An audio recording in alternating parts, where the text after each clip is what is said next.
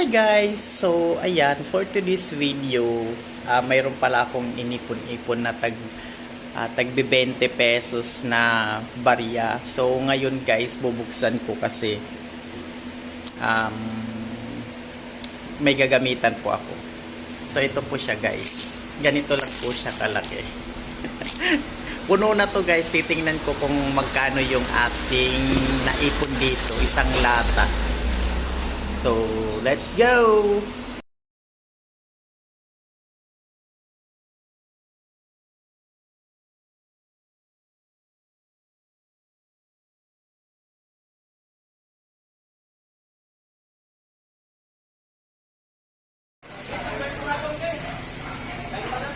So, ito siya guys, lahat.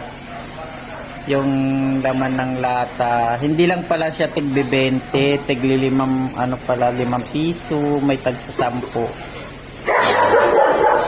So, ayan yung laman ng aking nandun sa lata ng alkansya. So, bibilangin na namin guys.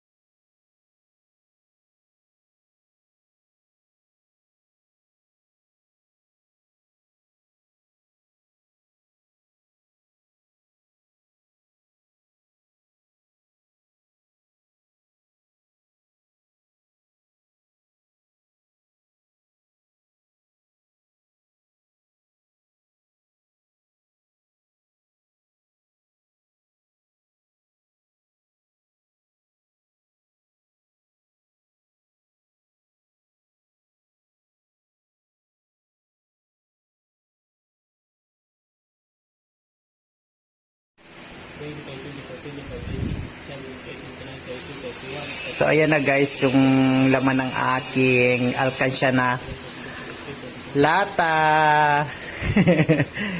Ang aking delico. Ayan, tigbe 20, may tagsa 10, may tigli 5. Hindi lang pala siya tigbe 20 lahat. Akala ko kasi tigbe 20 yan lahat. Meron pala, iba-iba pala may, may 5, may tagsa 10. Ito yung tigbe 20. So, magkano lahat yung laman? Magkano lahat? 4,900. So guys, yung laman ng alkansya ko na lata is 4,900 pesos. So, makukuha ko na pala yung ano ko ngayon, yung gusto kong kunin kasi lampas pala siya.